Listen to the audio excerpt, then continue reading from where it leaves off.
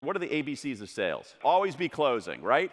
If they walk on the lot, it means they want to buy. If they give you a call, it means they're interested in buying. Always be closing. Aggressive, pushy, to Julian's word, aggressive. And that's actually might not be noble, but it's not a bad idea in a world of information asymmetry. It's not a bad idea in a world of information asymmetry. We just don't live in that world anymore. But there's a new set of ABCs. What the research tells us are the qualities we need to bring to our jobs, no matter what we're doing, whether we're in sales, whether we're the boss, whether we're in HR, whether we're actually out serving customers.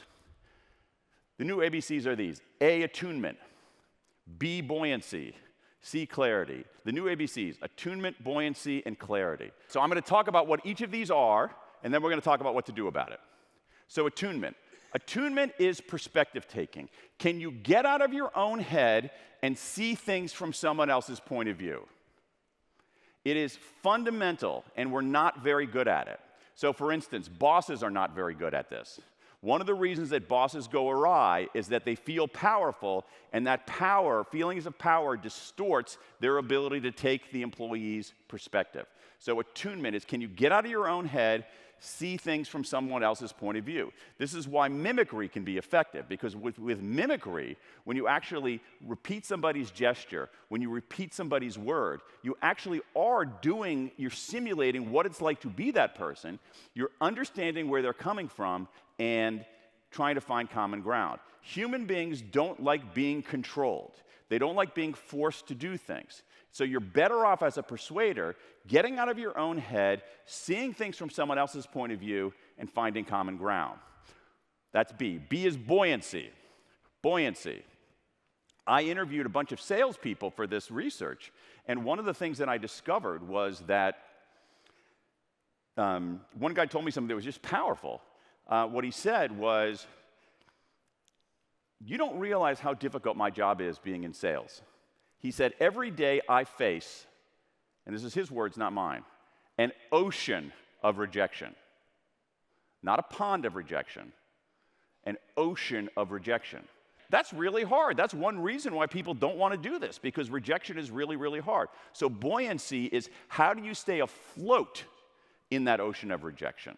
How do you stay afloat in that ocean of rejection? And there's some really, really good techniques for how you can do that more effectively. The final one, the C, is clarity. Clarity, all right? Now, this goes back to information. This goes back to information. It used to be that if you were an expert, as you are in foundations and in basements and things, to be an expert was to have access to information that nobody had. That's what it meant to be a doctor. Doctors were experts. Why were doctors experts? Because they had access to information that no one else had. Why were realtors experts? Because they had access to information that no one else had. But that's changed. That's changed. And I was curious about, in your industry, how that has changed. All right? Access to information. Access to information used to be the coin of the realm. So we did a couple of searches. I live in Washington, D.C., so I was very curious about this, all right? So is it possible for me, a civilian, to have access to information? And so here's what I did. I did a couple of searches. I want to show you this. This shows you that our problem is not accessing information. Our challenge is something else entirely different. So here we go. Access to information. So I did a search. How to fix my leaky basement in Washington, D.C. How many results did I get? 3.02 million. And how long did it take? Half a second. I don't have an information access problem. I do not have that's kind of astonishing. Go back 20 years. This is almost kind of mind-boggling. So I said, okay, maybe I need to refine my search a little bit. 3.3 million for leaky basement in Washington, D.C., 13 million for leaky basement repair in Washington, D.C., 6.5 million for reliable foundation repair in Washington, D.C. So I don't have an information access problem. The way we show expertise right now is we don't go from accessing information. Accessing information no longer matters. Everybody has access to information. What matters is curating information, separating out the signal and the noise in information.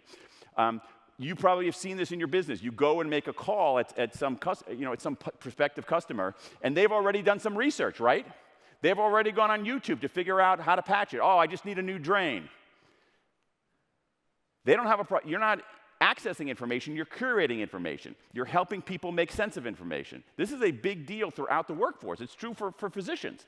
Physicians, in the old days, you would go into a physician, the physician would tell you what was wrong with you. Now people go into physicians with printouts. They say, here's what's wrong with me, here are the 3 meds that I need, thanks very much, this can be a short visit.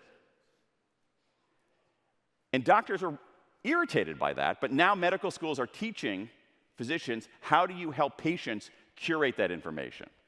Second, the other aspect of it is this. A lot of people in sales like to say, I'm not in sales, I'm a problem solver. But God bless you for being a problem solver. It's just less important. Because if your customer or prospect knows precisely what its problem is, they can find the solution on their own. If I know precisely that my problem is I need a new drain, I can order a new drain and probably fix it myself. But as you've seen many, many times, what if the customer is wrong about their problem? Doesn't know what their problem is. So the premium has shifted from the skill of problem solving to the skill of problem finding. Can you surface latent problems? Can you identify hidden problems? So these are our ABCs. A, attunement. Get out of your own head into someone else's head. B, buoyancy. Stay afloat in that ocean of rejection. C, clarity. Move from accessing information to curating information, from saying, I'm the expert because I have all the information, to saying, I'm the expert because I can help you make sense of the information that you have, going from solving existing problems to identifying hidden problems.